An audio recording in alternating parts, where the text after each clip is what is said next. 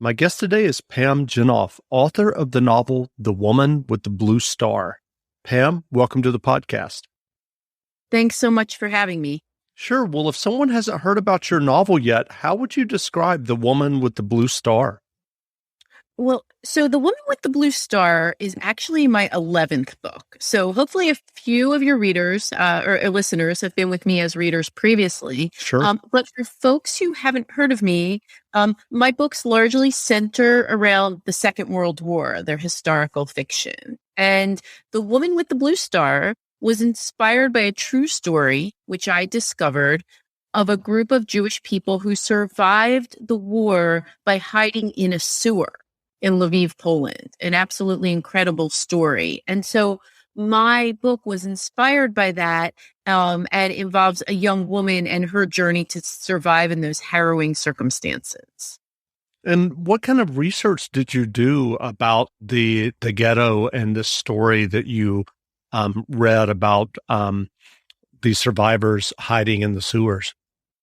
Well, so I write fiction. So I'm never writing the true story. Sure. I'm always inspired by the true story. And in this case, it started with a really wonderful nonfiction book, and it was called In the Sewers of Lviv. And the author was Robert Marshall, and he had researched this really extensively. And so there was lots of detail about the sewer and how the people survived. When I wrote my book, I ultimately decided to move the story to Krakow, Poland, instead of Lviv.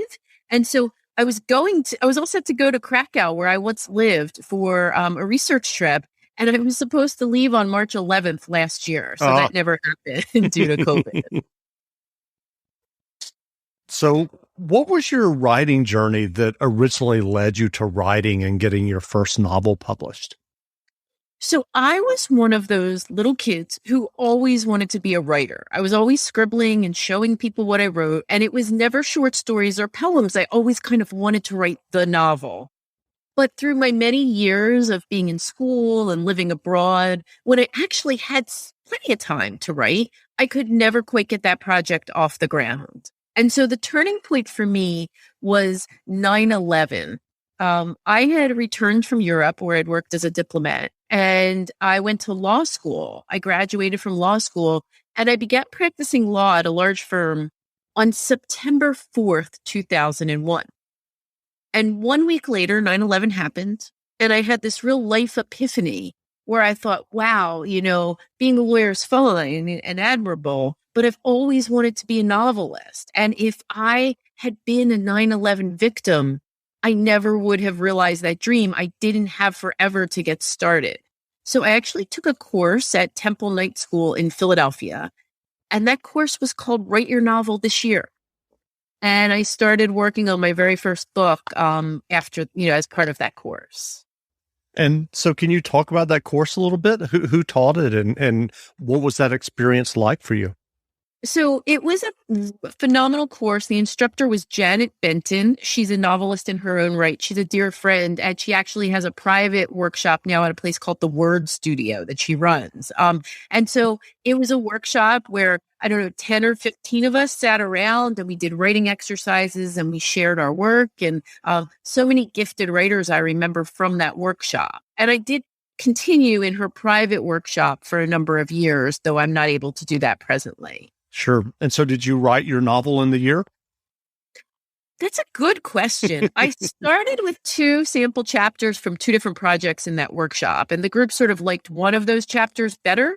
So I started working on that. And I don't remember how long the first draft was, but then there was the whole finding an agent and then working with the agent to revise the book and then all of the rejections. So I'm going to say that from the time I started until the time I could walk into a store and see my book was 5 years. Wow. So I can't quite remember the breakdown. So as you mentioned earlier, you do write fiction and not nonfiction. What is your writing process when you're working on a novel? Do you outline extensively, or is it more of an organic process for you?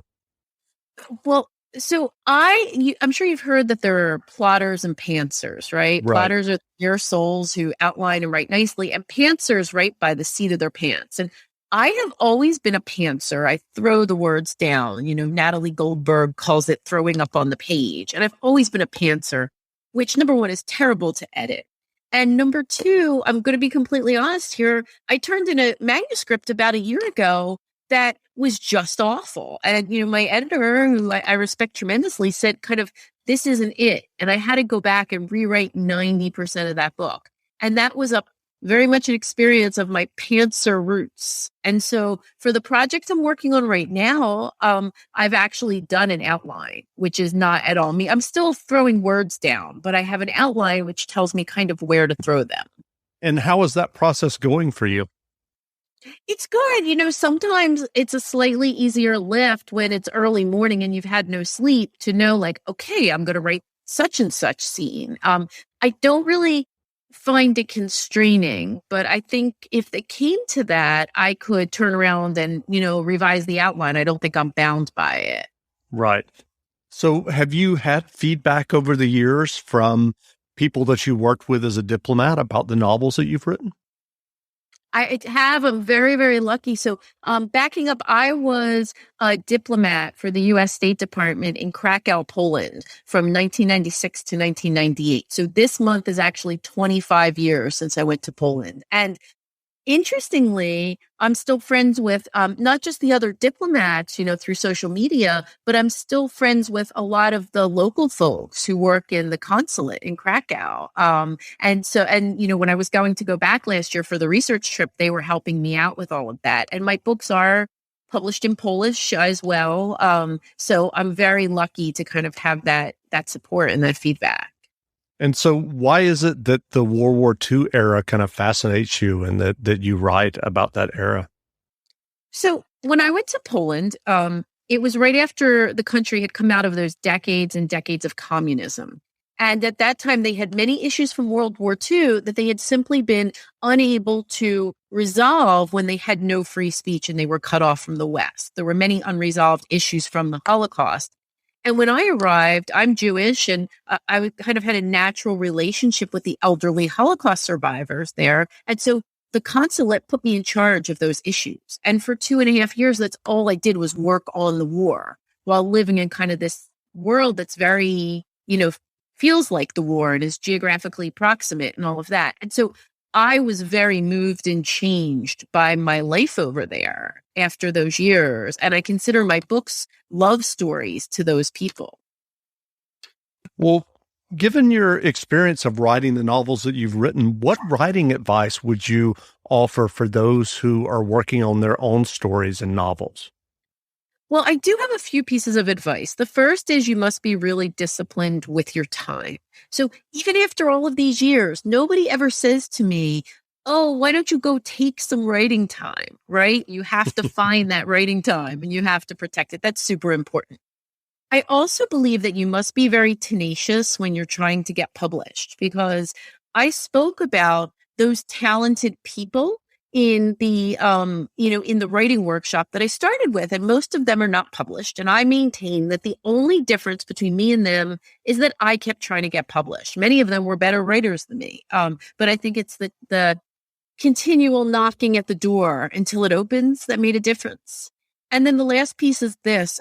As a writer, you must be able to revise. It's really important that you're able to take someone else's feedback and incorporate it into work in a way that is your own. So those are my big pieces of advice. And have you ever thought about what motivated you to keep knocking on that door when, as you mentioned, other writers kind of didn't? Well, the first book, it's a really interesting story. I'm not sure of the why, but I'll tell you the how. So The first book, The Commandant's Girl, did not sell. We got rejected by 39 publishers. And my then agent said, well, go write another book and we'll sell that one first, as if it was that easy. And so I was working on a second book, and I still remember it was April 8th, 2005. I was sitting at my job at the law firm on a Friday afternoon, and the phone rang and caller ID said it was my agent. To show you how easy it is to file a claim with Geico, we hired a nature show host. In the native habitat of a suburban driveway, the poor victim of a broken windshield is left assessing his vehicle, utterly helpless. Well, not true. If he's got Geico, he can file a claim online, over the phone, or with his handy mobile app. But like a lone gazelle, he'll suddenly be left to fend for himself, awaiting his terrible fate. Nope. Geico will assign him a designated claims team to help him out, too. So the gazelle gets his car fixed and everything. Wow, nature is so cool. Geico. Great service without all the drama. And I picked up the phone and I said, "Are you firing me?" Because this poor guy had not made a dime. I hadn't sold anything. And he told me that, no, in fact, one editor who we didn't even know still had my first book had it made an offer, and it was 11 months later. So I don't know why I kept going, but that's how it worked out. So what fiction or nonfiction books have you read recently that you enjoyed? I read a lot, and across, not just historical fiction, but all of it. And I want to tell you that I'm in the middle of something right now called 100 Days of Books. This is the third time I've done this. And every day for 100 days, I post across all social media, Facebook and Twitter and Instagram, everywhere, one book that I enjoyed. So I'm at day 75 of the 100 today. So I've been doing this a lot, and the books are all jumbled in my head. Recent historical fiction that I've really loved. Lisa Scottolini's Eternal just came out. Lauren Willig's Band of Sisters, Gillian Cantor's Half-Life are all this month. This is a very big spring for fiction. And then other books I've liked, Ask Again, Yes, by Mary Beth Keane, and Ghosts of Harvard by Francesca Saratella was really good. I just finished Are We There Yet? So I'm reading everything. That's great. Well, are you working on a new novel now? I am, but will you forgive me if I don't say what? Normally I talk freely about it, but for some reason this time I'm just holding my cards a little bit closer. It's also World War II. It's set in Belgium, where I haven't set anything before, so that's sort of interesting. But stay tuned on that one. Sure. Have you given thoughts to writing outside of World War II? So of my 11 books, 2 of them were modern, and one was a historical modern hybrid, right? So most of them are historical. And of my historical books, I will tell you they're not all World War II. Right. So I wrote a book called The Ambassador's Daughter, which is set just after World War I, Paris Peace Conference, and Weimar, Berlin. I wrote a book during World War II that was very different, and it was called The Last Summer at Chelsea Beach. And that was World War II on the home front, Philadelphia and Atlantic City. So I've written a bunch of areas, but I don't know that I'm going to jump to anything super modern. I think my heart and my readership's hearts are kind of centered where we've been. Sure. Well, where can people find you online if they want to learn more about you and your novels? Well, I encourage each and every person to find me online individually. I love to hear from people. I do have a Facebook author page. I'm on Twitter. I'm on Instagram, all under my name. I have a website, pamjenoff.com. People can email me personally through the website if they'd rather do email, as well as, all the places that people talk about books like Goodreads. Most places, I'm not that good at Pinterest, although I am keeping a board there to keep track of the 100 days. That's great. Well, again, we've been speaking with Pam Jenoff, author of The Woman with the Blue Star. The novel is on sale now, so go buy a copy. And Pam, thanks for doing this interview. Thank you so much for having me. Great. Now, stay tuned for a brief excerpt from the audiobook of The Woman with the Blue Star by Pam Jenoff, available from Harper Audio, wherever audiobooks are sold. Krakow, Poland, March 1942. Everything changed the day they came for the children. I was supposed to have been in the attic crawl space of the 3-story building we shared with a dozen other families in the ghetto. Mama helped me hide there each morning before she set out to join the factory work detail, leaving me with a fresh bucket as a toilet and a stern admonishment not to leave. But I grew cold and restless alone in the tiny, frigid space where I couldn't run or move or even stand straight. The minutes stretched silently, broken only by a scratching. Unseen children, years younger than me, stowed on the other side of the wall. They were kept separate from one another, without space to run and play. They sent each other messages by tapping and scratching, though, like a kind of improvised Morse code. Sometimes, in my boredom, I joined in too. "Freedom is where you find it," my father often said when I complained. Papa had a way of seeing the world exactly as he wanted. "The greatest prison is in our mind." It was easy for him to say. Though the manual ghetto labor was a far cry from his professional work as an accountant before the war, at least he was out and about each day, seeing other people, not cooped up like me. I had scarcely left our apartment building since we were forced to move 6 months earlier, from our apartment in the Jewish quarter near the city center to the Podgorza neighborhood, where the ghetto had been established on the southern bank of the river. I wanted a normal life, my life, free to run beyond the walls of the ghetto to all of the places I had once known and taken for granted. I imagined taking the tram to the shops on the Rönig, or to the Kino to see a film, exploring the ancient grassy mounds on the outskirts of the city. I wished that at least my best friend, Stefania, was one of the others hidden nearby. Instead, she lived in a separate apartment on the other side of the ghetto designated for the families of the Jewish police. It wasn't boredom or loneliness that had driven me from my hiding place this time, though, but hunger. I had always had a big appetite, and this morning's breakfast ration had been a half slice of bread, even less than usual. Mama had offered me her portion, but I knew she needed her strength for the long day ahead on the labor detail. As the morning wore on in my hiding place, my empty belly had begun to ache.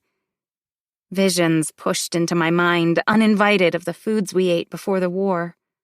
Rich mushroom soup and savory borscht, and pierogi, the plump, rich dumplings my grandmother used to make.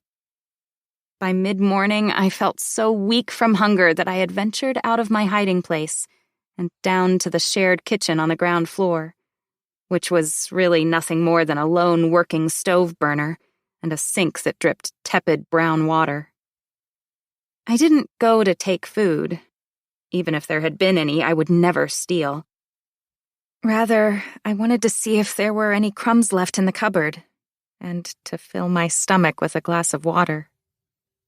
I stayed in the kitchen longer than I should, reading the dog-eared copy of the book I'd brought with me. The thing I detested most about my hiding place in the attic was the fact that it was too dark for reading. I had always loved to read, and Papa had carried as many books as he could from our apartment to the ghetto, over the protests of my mother, who said we needed the space in our bags for clothes and food. It was my father who had nurtured my love of learning and encouraged my dream of studying medicine at Jagiellonian University, before the German laws made that impossible, first by banning Jews and later by closing the university altogether. Even in the ghetto at the end of his long, hard days of labor, Papa loved to teach and discuss ideas with me. He had somehow found me a new book a few days earlier, too, The Count of Monte Cristo. But the hiding place in the attic was too dark for me to read, and there was scarcely any time in the evening before curfew and lights out. Just a bit longer, I told myself, turning the page in the kitchen. A few minutes wouldn't matter at all. I had just finished licking the dirty bread knife when I heard heavy tires screeching, followed by barking voices. I froze, nearly dropping my book. The SS and Gestapo were outside, flanked by the vile Jüdische Ordnungsdienst, Jewish ghetto police who did their bidding. It was an Aktion, the sudden, unannounced arrest of large groups of Jews to be taken from the ghetto to camps. The very reason I was meant to be hiding in the first place. I raced from the kitchen, across the hall and up the stairs. From below came a great crash as the front door to the apartment building splintered and the police burst through. There was no way I could make it back to the attic in time.